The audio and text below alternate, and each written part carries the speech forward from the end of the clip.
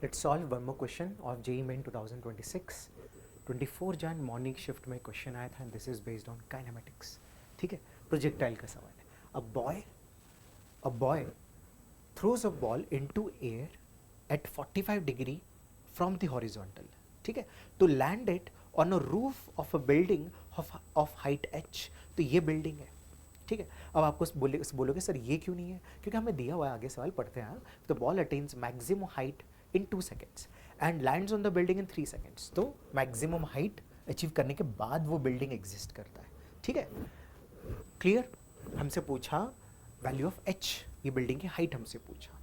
तो हमें क्या क्या दिया, हमें एक तो दिया कि मैक्सिमम हाइट 2 सेकेंड में अटेन कर रहा है ना. तो ये टाइम ऑफ फ्लाइट का हाफ है. यहाँ से यहाँ तक 2 सेकेंड, यहाँ से यहाँ तक 2 सेकेंड.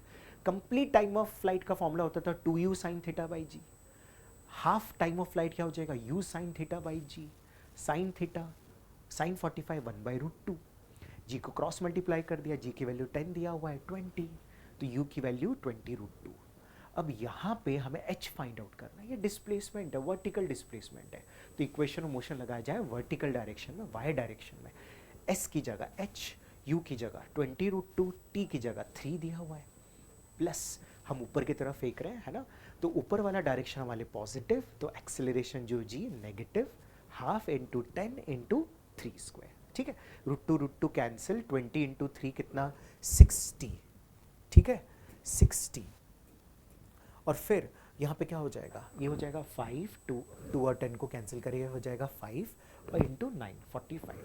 60 माइनस 45 हमारा आंसर निकल के आ रहा है 15 मीटर. ठीक है, कौन सा ऑप्शन, ऑप्शन 4. क्लियर.